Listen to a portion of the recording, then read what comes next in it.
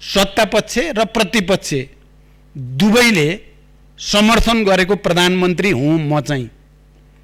यस्तो प्रधानमन्त्री पनि सितिमिति भेटिँदैन। नेपालको इतिहासमा मौलिक भेटिएको छ।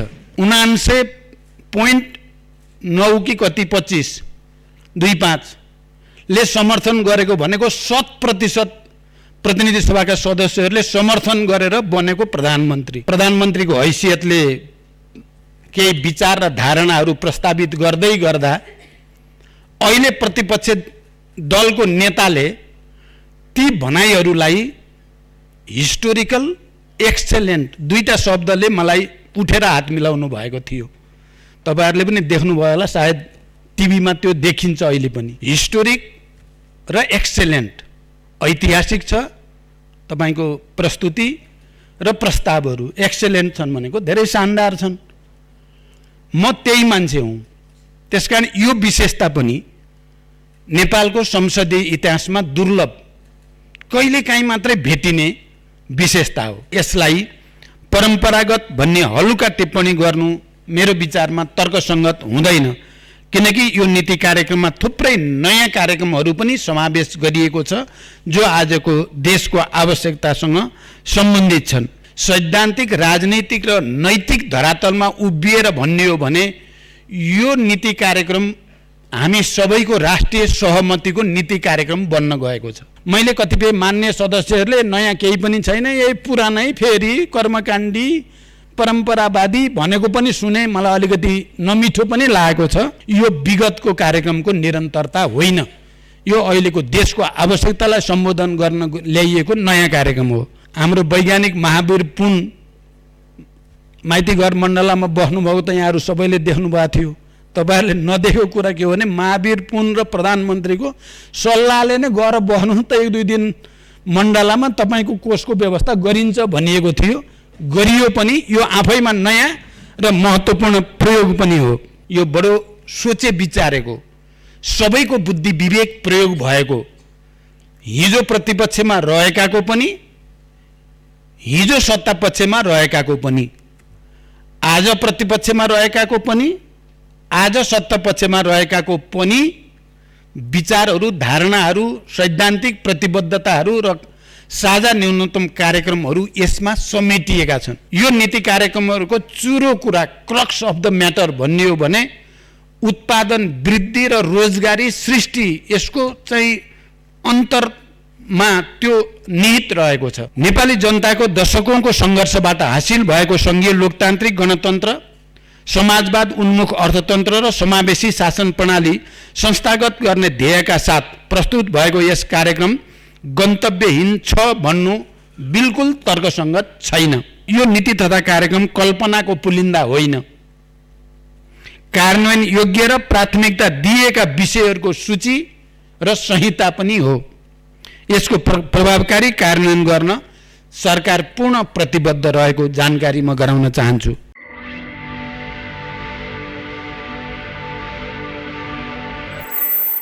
सम्माननीय अध्यक्ष महोदय, सम्माननीय राष्ट्रपतिज्यूबाट यही 80 ज्येष्ठ 5 गते सङ्घीय संसदको दुवै सदनको संयुक्त बैठकमा प्रस्तुत भएको नेपाल सरकारको आर्थिक वर्ष 2080-81 को नीति तथा कार्यक्रम सम्बन्धमा भएको छलफलमा मान्य सदस्यहरूले राख्नुभएका धारणा, जिज्ञासा, संशोधन प्रस्ताव र सुझावका विषयमा नेपाल सरकारको दृष्टिकोण तथा धारणा राख्न म तपाईहरुको अगाडि उपस्थित भएको छु। सबभन्दा पहिला त म सङ्घीय संसदको दुवै सदनको संयुक्त बैठकलाई गर्नुभएको सम्बोधनका लागि नेपाल सरकारको तर्फबाट सम्मान्य राष्ट्रपतिज्यू प्रति हार्दिक आभार सहित धन्यवाद व्यक्त गर्न चाहन्छु। नेपाल सरकारको आगामी वर्षको नीति तथा कार्यक्रमको छलफलको क्रममा मान्य सदस्यहरूले राख्नुभएका विभिन्न विचार तथा रचनात्मक सुझावका लागि म सम्पूर्ण मान्य सदस्यहरूलाई हार्दिक धन्यवाद ज्ञापन गर्न चाहन्छु। छलफलका क्रममा उठाइएका विषयहरू र प्रस्तुत गरिएका संशोधन प्रस्तावहरूप्रति सरकारको ध्यानाकर्षण भएको छ। नीति र कार्यक्रमको कार्यान्वयनमा मान्य सदस्यहरूबाट प्राप्त सुझावहरूले सरकारलाई थप मार्गदर्शन प्रदान गर्ने विश्वास पनि मैले लिएको छु। मान्य सदस्यहरूले उठाउनुभएका विषयहरूलाई उपलब्ध साधन स्रोतको सीमाभित्र रही प्राथमिकीकरण गर्ने र सरकारले आगामी दिनमा क्रमशः सम्बोधन गर्दै जानेछ भन्ने विश्वास पनि म व्यक्त गर्न चाहन्छु। प्रस्तुत नीति तथा कार्यक्रमले देशका सामु विद्यमान चुनौतीको समाधान गर्दै सुशासन, सामाजिक न्याय र समृद्धिको राष्ट्रिय आकांक्षा हासिल गर्ने उद्देश्य लिएको छ। यस नीति तथा कार्यक्रममा आर्थिक सामाजिक रूपान्तरणका नवीन सोच र कार्यक्रमहरू समेटिएका छन्। निश्चय पनि यस दस्तावेजमा विगतदेखि कार्यान्वयन र सञ्चालन हुँदै आएका राम्रा नीति तथा कार्यक्रमलाई निरन्तरता पनि दिइएको छ। त्यसकै आधारमा मात्रै यसलाई परम्परागत भन्ने हलुका टिप्पणी गर्नु मेरो विचारमा तर्कसङ्गत हुँदैन, किनकि यो नीति कार्यक्रममा थुप्रै नयाँ कार्यक्रमहरू पनि समावेश गरिएको छ जो आजको देशको आवश्यकतासँग सम्बन्धित छन् र दस्तावेजमा सबै विषयहरू त समेट्न सम्भव हुँदैन, व्यवहारिक रूपमा सम्भव पनि देखिन्न। म नीति कार्यक्रमबारे मान्य सदस्यहरूको अगाडि विषय राख्दै गर्दा यो पटकको केही मौलिक विशेषता बारे म यहाँहरू सबैको ध्यान आकर्षण गर्न चाहन्छु। यथार्थमा यो नीति कार्यक्रम तयार पार्दै गर्दा हामीले दुईटा गठबन्धन म प्रधानमन्त्री भएपछि बने, पहिलो गठबन्धन, दोस्रो गठबन्धन। पहिलो गठबन्धनको सैद्धान्तिक प्राथमिकता र साझा नीति कार्यक्रम, साझा न्यूनतम कार्यक्रम भनेर हामीले घोषणा गरिएको थियो त्यसलाई, र दोस्रो गठबन्धनले फेरि त्यही पहिलो गठबन्धनका साझा नीति कार्यक्रम समेतलाई ध्यानमा राखेर अर्को साझा कार्यक्रम तयार पार्यो। त्यसकारण वस्तुत र यथार्थमा भन्ने हो भने हामी सबैले सैद्धान्तिक, राजनैतिक र नैतिक धरातलमा उभिएर भन्ने हो भने यो नीति कार्यक्रम हामी सबैको राष्ट्रिय सहमतिको नीति कार्यक्रम बन्न गएको छ। सम्मान्य सभाध्यक्ष महोदय, यो एउटा मौलिक विशेषता दुर्लभ भेटिन्छ, सधैँ यस्तो हुँदैन।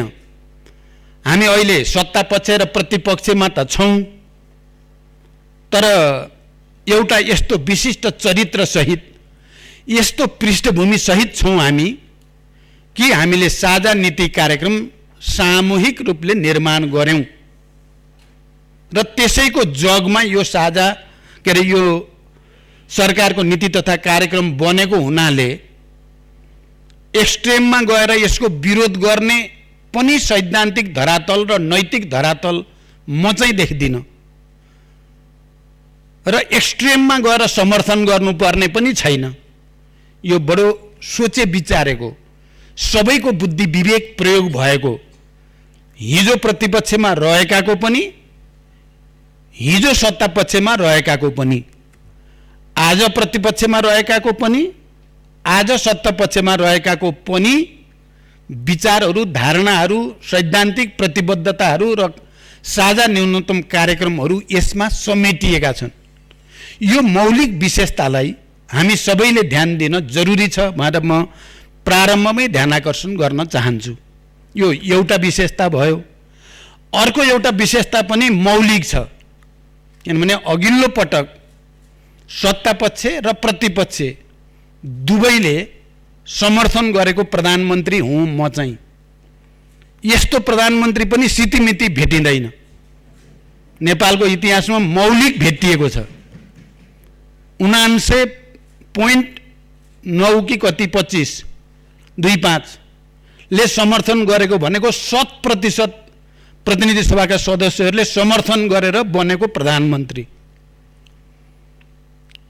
हिजो सत्तापक्ष प्रतिपक्ष दुईटै, र अहिले त्यही कार्यक्रमलाई निरन्तरता दिने उही मान्छे प्रधानमन्त्री। म के सम्झिन्छु भने मैले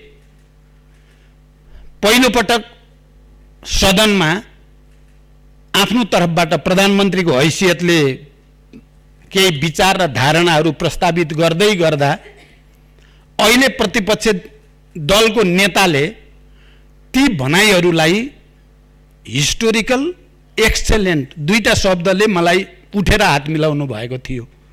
तपाईहरुले पनि देख्नुभयो होला, सायद टिभीमा त्यो देखिन्छ अहिले पनि। हिस्टोरिक र एक्सेलेन्ट, ऐतिहासिक छ तपाईको प्रस्तुति र प्रस्तावहरू, एक्सेलेन्ट छन् भनेको धेरै शानदार छन्। म त्यही मान्छे हुँ, त्यसकारण यो विशेषता पनि नेपालको संसदीय इतिहासमा दुर्लभ, कहिलेकाहीँ मात्रै भेटिने विशेषता हो।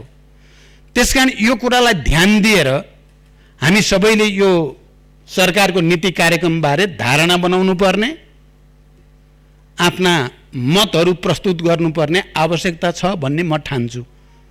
मलाई विश्वास छ मैले भन्न खोजेको कुरा सभामुख महोदय, सबै मान्य सदस्यहरूले पनि मनन गर्नुहुनेछ, चिन्तन गर्नुहुनेछ। नयाँ निर्वाचन मार्फत ताजा जनादेश सहित गठित संयुक्त सरकारको प्राथमिकता र साझा न्यूनतम कार्यक्रमलाई केन्द्रबिन्दुमा राखेर तयार भएको यस नीति तथा कार्यक्रमले कार्यान्वयन पक्षलाई जोड दिएको छ। म ती सबै मान्य सदस्यहरूलाई विशेष रूपले धन्यवाद भन्न चाहन्छु, जसले यो नीति कार्यक्रम त धेरै कुरा समेटिएको छ, राम्रो पनि छ, तर चुनौती चाहिँ कार्यान्वयन हुन्छ त भन्ने चुनौतीको कुरा गर्नुभएको छ। सबैलाई धन्यवाद भन्न चाहन्छु र हामी सबैको साझा प्रयासबाट त्यो कार्यान्वयनलाई प्रभावकारी बनाउन पर्नेछ र त्यो सम्भव छ। म त्यसको निम्ति अपिल गर्न चाहन्छु। यो नीति कार्यक्रममा हाम्रो राष्ट्रिय आकांक्षा स्पष्ट रूपमा प्रतिबिम्बित भएको छ। यसमा राष्ट्रिय सार्वभौमता, भौगोलिक अखण्डता, स्वतन्त्रता तथा स्वाधीनता एवं राष्ट्रिय हितको संरक्षण गर्दै समृद्ध, सबल र न्यायपूर्ण नेपाल निर्माण गर्ने सर्वोपरि लक्ष्य हासिल गर्ने दृढ संकल्पका साथ कार्यक्रमहरू अघि सारिएका छन्।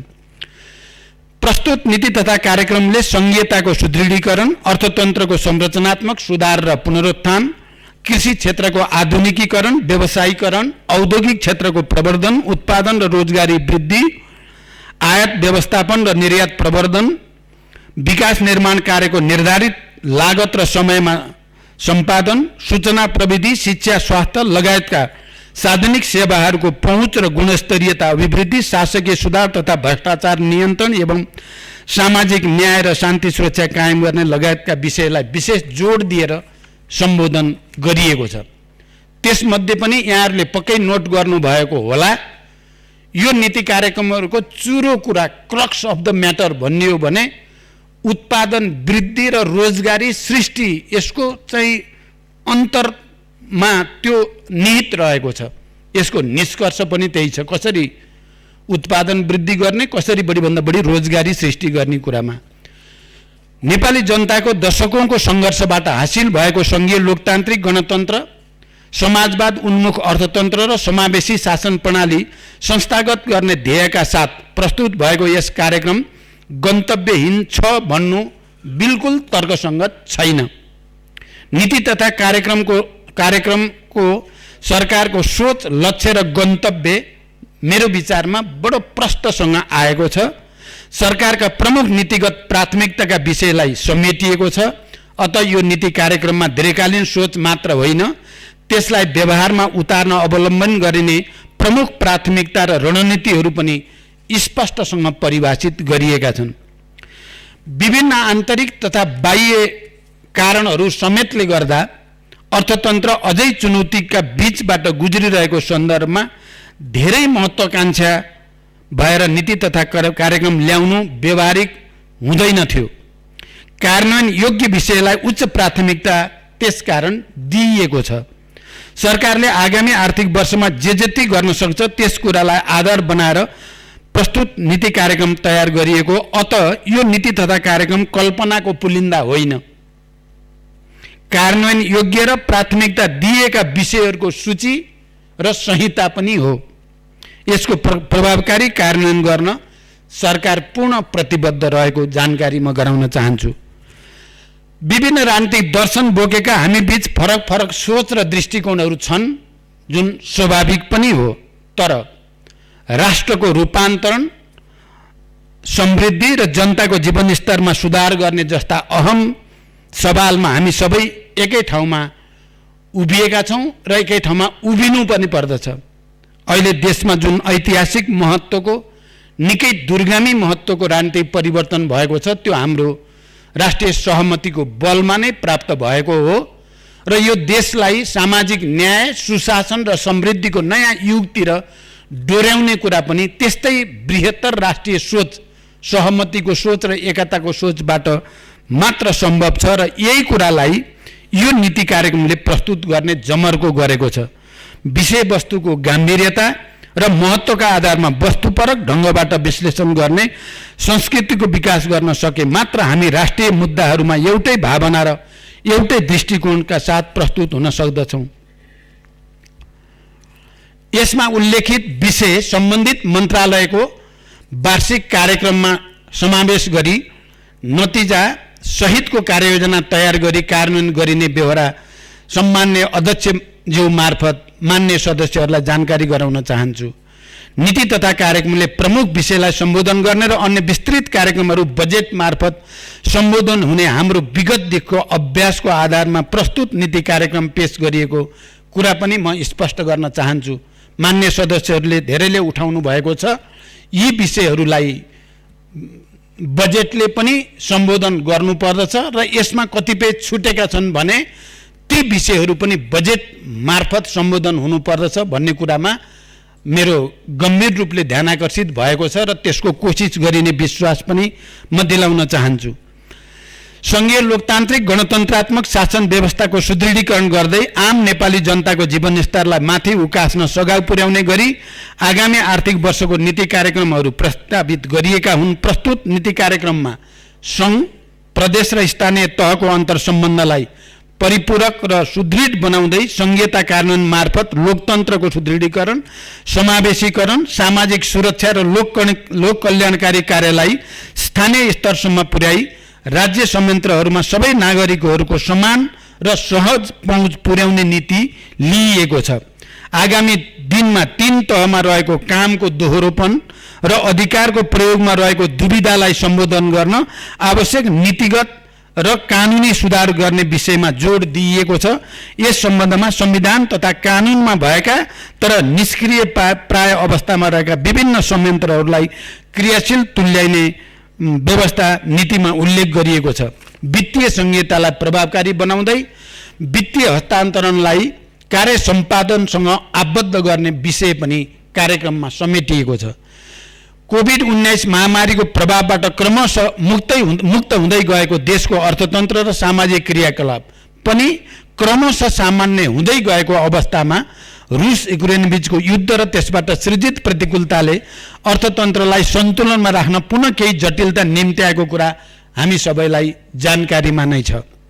इन्धन, खाद्यान्न लगायतका वस्तुको अन्तर्राष्ट्रिय स्तरमै भएको अप्रत्याशित मूल्य वृद्धि र आपूर्ति श्रृङ्खलामा उत्पन्न असहजता यसका ज्वलन्त उदाहरणहरू हुन्।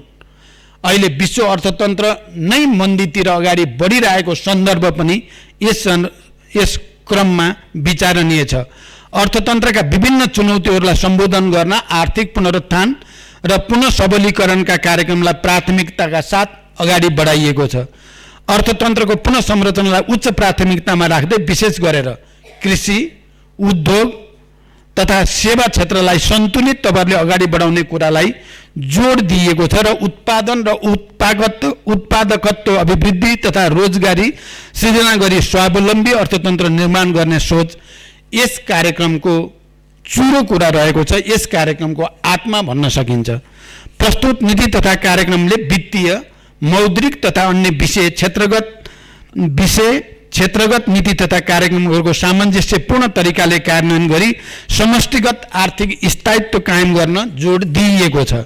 नीति तथा कार्यक्रमको कार्यान्वयनमा मानव विकास सूचकाङ्कमा पछि परेका कर्णाली प्रदेश, सुदूरपश्चिम प्रदेश र मध्य प्रदेशलाई विशेष प्राथमिकतामा राखी तदनुरूप स्रोत साधनलाई परिचालन गर्ने कुरालाई महत्त्वको साथ उल्लेख गरिएको छ। मान्य सदस्यहरूले मधेसलाई अलि विभेद गरिएको हो कि भनेको कुरा नीति कार्यक्रमका सन्दर्भमा सत्य होइन। सुदूरपश्चिम, कर्णाली र मधेस तीनटा प्रदेशलाई विशेष प्रदेशको रूपमा राखेर अब बजेट निर्माण गर्दा, साधन स्रोतको वितरण गर्दा त्यसैको आधारमा गरिने विश्वास म दिलाउन चाहन्छु। राष्ट्रिय आयको वितरणलाई समन्वयिक बनाउने कुरालाई जोड दिइएको छ। यसमा दिगो विकासका लक्ष्यहरूको मूल मर्म कोही पनि पछि नछुटुनलाई पूर्ण रूपमा आत्मसात गरिएको छ। दीर्घकालीन महत्त्वका नीति कार्यक्रम र ठूला बहुवर्षीय आयोजनाहरू एउटा सरकारको कार्यकालमा सुरु भए तापनि सरकारको निरन्तरताको सिद्धान्त अनुसार अर्को सरकारले त्यसको स्वामित्व लिएर अगाडि बढाउनु पर्ने हुन्छ नै। यस्ता विषयमा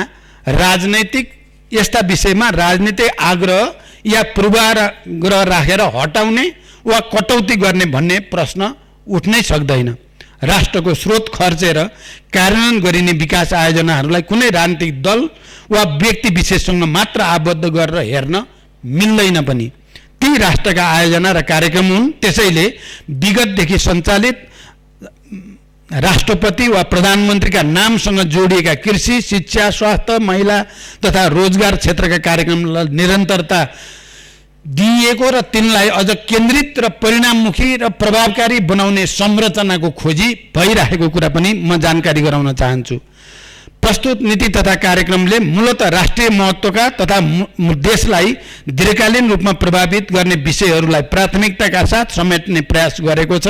विगतदेखि सञ्चालनमा रहेका बहुवर्षीय र राष्ट्रिय प्राथमिकताका आयोजनाहरूलाई दीर्घकालीन रूपमा लाभान्वित तुल्याउने सबै आयोजना तथा कार्यक्रमलाई आगामी वर्षमा पनि निरन्तरता दिइनेछ। कृषि उत्पादनमा आत्मनिर्भरता हासिल गर्ने लक्ष्यका साथ नेपालमै उत्पादन हुन सक्ने कृषि उपजको उत्पादन तथा उत्पादकत्व वृद्धि र बजारीकरणलाई विशेष जोड दिइएको छ। कृषकहरूलाई समयमै रासायनिक मल र उन्नत बिउ बिजन उपलब्ध गराउने तथा वर्षैभरि कृषियोग्य जमिनमा सिँचाइ सुविधा विस्तार गर्ने कुरालाई नीतिले समेटेको छ। साथै स्थानीय तहमा जैविक मल कारखाना स्थापना गर्न प्रोत्साहित गरिने कुरालाई पनि नीतिले अघि सारेको छ। राष्ट्रिय गौरवका र रूपान्तरणकारी आयोजनाको कार्यान्वयनलाई प्राथमिकता दिने कुरा उल्लेख छ।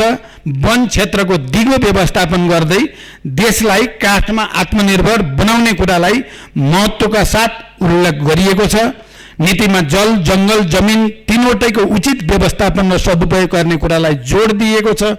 कृषि र वनको संयुक्त कार्यक्रम कार्यान्वयन गर्ने कुरालाई नीतिले राम्रोसँग समेटेको छ। बाँझो जग्गाको उपयोग गर्ने र नदी उकास क्षेत्रमा कृषि उत्पादन प्रवर्धन गर्ने कार्यक्रमलाई नीतिमा विशेष रूपले समेटिएको छ। यसै गरी कृषि उत्पादन वृद्धि गर्न भूमिको चक्लाबन्दीलाई प्रोत्साहित गरिने कुरालाई पनि जोड दिएको छ।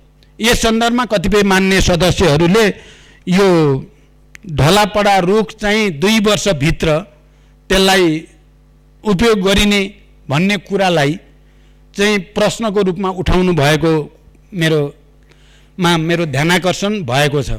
वर्षौंदेखि ती ढलापडा रहँदै आएका छन्। करोडौं मात्र होइन, अरबौं र खरबौंको काठ कुहेर जाने कुरा त दशकौंदेखि भएको छ। यो अहिले सरकारले यो बनाएर भएको त होइन। पहिलो कुरा, दशकौंदेखि विदेशबाट काठ आयात गर्ने, अरबौंको र खरबौंको काठ आयात गर्ने, नेपालको धन हरियो वन नेपालको धन भन्ने प्रचलनलाई गलत साबित गर्दै विदेशबाट काठ आयात गर्ने नीति कहिलेदेखि सुरु भयो, नेपालमा कसको पालादेखि सुरु भयो, म मान्य सदस्यहरूको गम्भीर ध्यानाकर्षण गर्न चाहन्छु। अहिले सरकारलाई यो नीति उल्ट्याउन चाहेको छ सरकारले। अब त्यो कुहेर खेर जाने सबै काठलाई सदुपयोग गर्ने, विदेशबाट काठ आयात गर्ने नीतिलाई प्रतिस्थापन गर्ने र खरबौंको राजस्व त्यहाँबाट सङ्कलन हुन सक्ने र लाखौं रोजगारी सृष्टि हुने कुरालाई जोड दिएर 2 वर्षभित्र भनेको 2 वर्ष पर्खिन पर्छ भनेको होइन। तुरुन्तै गर्न सके त तुरुन्तै गरे हुन्छ, तर त्यसको निम्ति कार्यविधि त बनाउनै पर्ला, त्यसको अनुगमन मेकानिजम त बनाउनै पर्ला। त्यसकारण यो यति राम्रोसँग ल्याइएको कुरालाई पनि कतिपय मान्य सदस्यले शङ्काको नजरले हेर्नु मलाई बडो नमिठो पनि महसुस भएको छ। राजस्व प्रशासनलाई थप सुदृढ र चुस्त बनाउँदै तथा विद्यमान कर प्रणालीमा पुनरावलोकन गर्दै राजस्वको दायरा विस्तार गर्ने कुरा नीतिमा समेटिएको छ।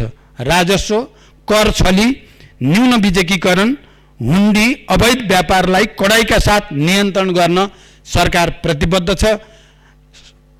सभाध्यक्ष महोदय, सरकारले सुशासनको पक्षमा दृढतापूर्वक अगाडि बढेको यथार्थ यहाँहरू सबैलाई जानकारीमा छ। खालि एउटा विषय हो कि भन्ने कतिपय सन्दर्भमा परेको पनि हुन सक्छ। मिडियामा मैले कहिलेकाहीँ विषयलाई एक ठाउँमा मात्रै केन्द्रित गर्ने कोसिस पनि देखेको छु, तर सरकार सबै खाले विसङ्गति र विकृतिहरू, चाहे त्यो सम्पत्ति शुद्धिकरणसँग सम्बन्धित हुन्, चाहे त्यो राजस्व सङ्कलनसँग सम्बन्धित हुन्, चाहे भ्रष्टाचारका अरू कुनै पनि किन नहुन्, चाहे अकुत सम्पत्तिको छानबिन गर्ने कुरा हो, सबैतिर क्रमशः र गम्भीर रूपले यो समाजमा र यो देशमा व्याप्त विसङ्गति हटाउने दृढ इच्छा शक्तिको साथ अगाडि बढेको म यहाँहरूलाई जानकारी गराउन चाहन्छु। जहाँसम्म भ्रष्टाचार विरुद्ध शून्य सहनशीलताको नीतिलाई राज्यका सबै तह र तबकामा कडाइका साथ लागू गर्न सरकार प्रतिबद्ध छ। भ्रष्टाचार नियन्त्रण सम्बन्धी कानुनमा सुधार तथा संस्थागत सुदृढीकरण गर्ने विषयलाई नीतिमा प्राथमिकताका साथ समावेश गरिएको छ। जहाँसम्म नीति तथा कार्यक्रममा विगतका उपलब्धि उल्लेख भएन भन्ने सवाल छ, त्यसमा म मान्य सदस्यहरूलाई जानकारी गराउन चाहन्छु कि सरकारले गत आर्थिक वर्षमा सम्पादन गरेका कार्यहरूको उपलब्धिलाई समेटेर तयार गरिएको संविधानको धारा 53 बमोजिमको प्रतिवेदन सम्मानित संसदमा पेश भइसकेको छ। सरकारले निजी क्षेत्रलाई अर्थतन्त्रको विकासमा मुख्य साझेदारका रूपमा लिएको छ। सरकार निजी क्षेत्रसँग बलियो साझेदारी कायम गर्दै आर्थिक रूपान्तरणको दिशामा अगाडि बढ्न दृढ रहेको छ। निजी क्षेत्रका प्रतिनिधि सङ्घ संस्थाहरूले यस नीति तथा कार्यक्रमलाई स्वागत र समर्थन गर्नुले पनि यो नीति तथा कार्यक्रम उद्योग व्यवसाय मैत्री छ भन्ने कुरा पुष्टि भइ नै सकेको छ। किनभने दुनियाँका कुनै पनि विकसित देशको पृष्ठभूमिलाई हेर्ने हो भने उनीहरूले निजी क्षेत्रको प्रभावकारी संलग्नता, उनीहरूको सक्रियतालाई प्रोत्साहन गरेर मात्रै विकास र रोजगारीको एउटा नयाँ युगतिर जान खोजेको कुरालाई हामीले गम्भीरतापूर्वक लिएर यो नीति कार्यक्रममा त्यसलाई समेट्ने कोसिस गरिएको छ। नीतिमा बालबालिकाको संरक्षण र विकासका साथै बाल मैत्री पूर्वाधार निर्माण लगायतका विषय समेटिएका छन्। युवा जनशक्तिलाई विभिन्न प्रोत्साहनमूलक कार्यक्रम मार्फत स्वदेशमै रोजगार हुन सघाउ पुर्याउने तथा व्यापक औद्योगिकरण मार्फत स्वदेशमा रोजगारीका पर्याप्त अवसर सृजना गर्ने कुरालाई विशेष जोड दिएको छ। स्टार्टअप बिजनेसलाई प्रवर्धन गर्न विभिन्न प्रोत्साहनमूलक कार्यक्रम सञ्चालन गर्ने, श्रम आप्रवासन व्यवस्थित गर्ने, विदेशमा रहेका नेपालीहरूको सुरक्षा गर्ने तथा अप्ठ्यारोमा परेका नेपालीहरूलाई तुरन्त उद्धार गर्ने कुरालाई समेत नीतिमा उत्तिकै जोड दिएर उठाइएको छ। यसैगरी खेलकुद क्षेत्रमा पूर्वाधार विकास लगायतका कार्यलाई पनि अघि बढाउँदै खेलकुद पर्यटनको विकास र विस्तार गर्ने कुरालाई पनि नीतिले उचित महत्त्वका साथ जोड दिएको छ। नीतिमा राष्ट्रिय योजना आयोगलाई पुनः संरचना गरी नीति योजना तथा अनुगमनको केन्द्रीय निकायको रूपमा विकास गर्ने कुरालाई उल्लेख गरिएको छ। साथै नीति अनुसन्धानमा रहेको संस्थागत दोहोरोपन हटाउने, सरकारी तथा सार्वजनिक निकायबाट हुने अध्ययन अनुसन्धान विश्वविद्यालय मार्फत गराइने कुरा समेटिएको छ। यसबाट उच्च शिक्षालाई नवप्रवर्तनात्मक र अनुसन्धानमूलक बनाउन सहयोग पुग्ने विश्वास लिइएको छ। विपन्न र भूमिहीन लाई उपयुक्त स्थानमा स्थानान्तरण गरी नदी किनारका अतिक्रमित भूमि खाली गराइने तथा विभिन्न समुदायका खरका छाना भएका आवासलाई जस्ताको पाताको छानाले प्रतिस्थापन गर्दै लगिने कुरा स्पष्टसँग उल्लेख गरिएको छ। त्यसै गरी गरिब घर परिवार पहिचान तथा परिचय पत्र वितरण कार्यलाई 2 वर्षभित्र सम्पन्न गर्ने र गरिब घर परिचय पत्रलाई राष्ट्रिय परिचय पत्रसँग आबद्ध गर्दै सामाजिक सुरक्षा कार्डमा रूपान्तरण गर्ने कुरा समेटिएको छ। यो आफैमा निकै दूरगामी महत्त्वको नीति र कार्यक्रम हो। सीमान्तकृत र विपन्न परिवारलाई लक्षित गरी वडा तहमा सहुलियत खाद्यान्न पसलको व्यवस्था गर्ने कुरालाई पनि विशेष महत्त्वको साथ उठाइएको छ। परराष्ट्र नीति सञ्चालनमा सबै राजनीतिक दलबाट एउटै धारणा हुनुपर्दछ भन्ने कुरामा सरकार विश्वास राख्दछ। राष्ट्रिय हितलाई सर्वोपरि राखी सार्वभौमिक समानता, पारस्परिक लाभ र सम्मानका आधारमा छिमेकी लगायत सबै मित्र राष्ट्रसँगको सम्बन्धलाई थप प्रगाढ बनाउन सरकार प्रतिबद्ध छ। देशको सार्वभौम सत्ता, भौगोलिक अखण्डता, राष्ट्रिय स्वाधीनता, स्वाभिमान र सिमानाको सुरक्षाको लागि सरकार सदैव सचेत र प्रतिबद्ध छ। लिम्पियाधोरा, लिपुलेक र कालापानी नेपाली भूमि हो भन्ने कुरामा नेपाल सरकार बडो प्रष्ट छ र थातिरहेका सीमा सम्बन्धी विषयलाई ऐतिहासिक सन्धि, नक्सा, तथ्य र प्रमाणका आधारमा कूटनीतिक पहलबाट समाधान गर्न सरकार दृढ र प्रतिबद्ध रहेको जानकारी पनि म मान्य सदस्यहरूलाई गराउन चाहन्छु। यसपटक विगतदेखि सञ्चालन हुँदै आएका महत्त्वपूर्ण कार्यक्रमलाई निरन्तरता दिनुको साथै जनतासँग प्रत्यक्ष सरोकार राख्ने विभिन्न नयाँ कार्यक्रम प्रस्ताव गरिएका छन्। मैले कतिपय मान्य सदस्यहरूले नयाँ केही पनि छैन, यही पुरानै फेरि कर्मकाण्डी परम्परावादी भनेको पनि सुने, मलाई अलिकति नमिठो पनि लागेको छ। मैले अहिले सबै के नयाँ छ भनेर पुरै व्याख्या गर्न त लामै भाषण गर्नुपर्ने हुन्छ। म खालि उदाहरणको लागि मात्रै राख्न चाहन्छु। केही प्रतिनिधिमूलक नयाँ कार्यक्रम के छन् त यो नीति कार्यक्रममा भन्ने कुरा पनि म मान्य सदस्यहरूको अगाडि राख्न चाहन्छु। सभाध्यक्ष महोदय, क कृषिमा आत्मनिर्भरता हासिल गर्न गुणस्तरीय बिउ बिजनमा देशलाई आत्मनिर्भर बनाउने, पशुपन्छी तथा खाद्य सम्बन्धी प्रयोगशालाहरूको स्तरोन्नति गर्ने तथा अन्तर्राष्ट्रिय सम्बन्धनका प्राप्तिका लागि आवश्यक व्यवस्था गर्ने, प्रत्येक पालिकामा एक-एकवटा शीतगृह, कृषि भण्डारण र वितरण केन्द्र स्थापना गर्ने, ढलापडा रुखहरूलाई व्यवस्थित गर्ने, कृषि र वनको संयुक्त कार्यक्रम सञ्चालन गर्ने प्रस्ताव गरिएको छ। यो विगतको कार्यक्रमको निरन्तरता होइन, यो अहिलेको देशको आवश्यकतालाई सम्बोधन गर्न ल्याइएको नयाँ कार्यक्रम हो। विद्युतीय क्षेत्रमा 2 वर्षभित्र देशमा सबैलाई विद्युतको पहुँच पुर्याइने, हिउँदमा 30 युनिट र वर्षामा 50 युनिटसम्म विद्युत निःशुल्क उपलब्ध गराउने, सिँचाइको कार्यमा प्रयोग हुने विद्युत महसुलमा सहुलियत दिने विषय समेटिएको छ। यो पनि नयाँ कार्यक्रम नै हो, जो निरन्तरताको र परम्परागत र कर्मकाण्डी होइन। स्वास्थ्य क्षेत्र सेवा प्रभावकारी रूपमा प्रवाह गर्न सामुदायिक अस्पतालमा बहिरङ्ग सेवा बिहान 8 बजेदेखि बेलुका 8 बजेसम्म अनिवार्य रूपमा सञ्चालन गर्ने, 98 प्रकारका आधारभूत औषधिहरू स्वदेशमै उत्पादन गर्ने, प्रत्येक प्रदेशमा मुटुको शल्यक्रिया र क्यान्सर रोगको निदान हुन सक्ने गरी सुपर स्पेसियालिटी अस्पताल स्थापना गर्ने, विभिन्न दुर्घटनामा परेका घाइतेहरूलाई शीघ्र उपचार गर्न एम्बुलेन्स, दमकल, सुरक्षाकर्मी तथा स्वास्थ्यकर्मी सँगसँगै परिचालन हुने गरी एकीकृत आकस्मिक सेवा प्रणाली स्थापना गर्ने, प्रदेश तथा स्थानीय तहसम्म एकीकृत सेवा सहितको दीर्घकालीन तथा अल्पकालीन पुनर्स्थापना केन्द्र स्थापना गर्ने लगायतका विभिन्न नयाँ कार्यक्रम र नीति समेटिएका छन्। यसै गरी राष्ट्रिय पूर्वाधार गुरु योजना तयार गर्ने, पूर्वाधारको सहप्रयोगको व्यवस्था गर्ने, नवप्रवर्तन र आविष्कार कोषको स्थापना गर्ने, यो पहिलोचोटि हामीले गरिँदैछ। मैले पहिला पनि सार्वजनिक रूपमा भनेको छु, यो हाम्रो वैज्ञानिक महावीर पुन माइतीघर मण्डलामा बस्नुभएको त यहाँहरू सबैले देख्नुभएको थियो। तपाईँहरूले नदेखेको कुरा के हो भने महावीर पुन र प्रधानमन्त्रीको सल्लाहले नै गएर बस्नु त 1-2 दिन मण्डलामा तपाईँको कोषको व्यवस्था गरिन्छ भनिएको थियो, गरियो पनि। यो आफैमा नयाँ र महत्त्वपूर्ण प्रयोग पनि हो। पूर्वाधार निर्माणमा 2 शिफ्टमा काम गर्ने, श्रमिकहरूको स्वचालित ज्याला प्रणाली लागू गर्ने कुरा समेटिएका छन्।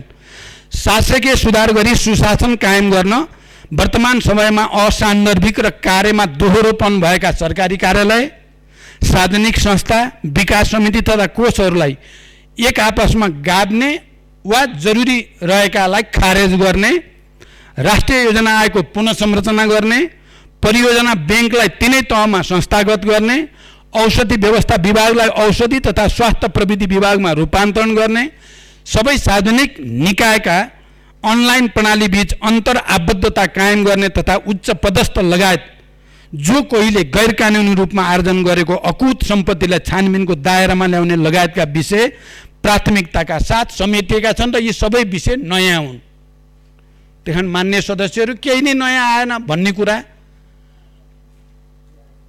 या चाहिँ हिजोका कार्यक्रम पनि हटाइयो भन्ने दुवै कुरा सही होइनन्। नीति तथा कार्यक्रमले बडो राम्रोसँग सन्तुलन मिलाएको छ नयाँ र पुराना कार्यक्रमहरूको।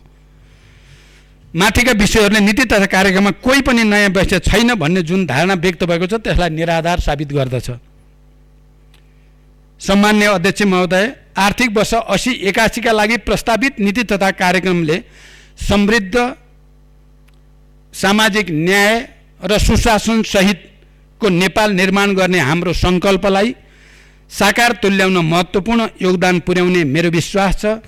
यस नीति कार्यक्रमको कार्यान्वयनबाट संविधान र संहिताको प्रभावकारी कार्यान्वयन हुने, उत्पादन, उत्पादकत्व र रोजगारीमा वृद्धि भई स्वाधीन, सबल र समाजवाद उन्मुख अर्थतन्त्र निर्माण गर्न योगदान पुग्ने विश्वास मैले लिएको छु। साथै राष्ट्रिय सुरक्षा लगायत राष्ट्रको सर्वोपरि हितको रक्षा हुनेछ। नागरिकको गुणस्तरीय शिक्षा र स्वास्थ्यमा पहुँच वृद्धि हुने तथा सेवा प्रवाहमा आधारभूत परिवर्तन भई जनतामा राज्यप्रतिको विश्वास बढोत्तरी हुने विश्वास पनि मैले लिएको छु।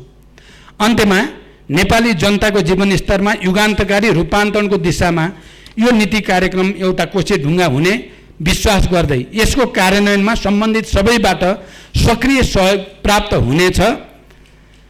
म त्यसको निम्ति विशेष अपिल र अनुरोध पनि गर्न चाहन्छु। साथै सरकारले अघि सारेको नीति कार्यक्रमको कार्यान्वयनमा सबै मान्य सदस्यहरूबाट मैले आफ्नो प्रस्तुतिको सुरुमा भने दुईटा कुरा। एउटा, नीति योजना र कार्यक्रमको विशिष्टता। यो यहाँ सत्तापक्ष प्रतिपक्ष कोही पनि छैन, राष्ट्रिय सहमतिको दस्तावेज हो यो।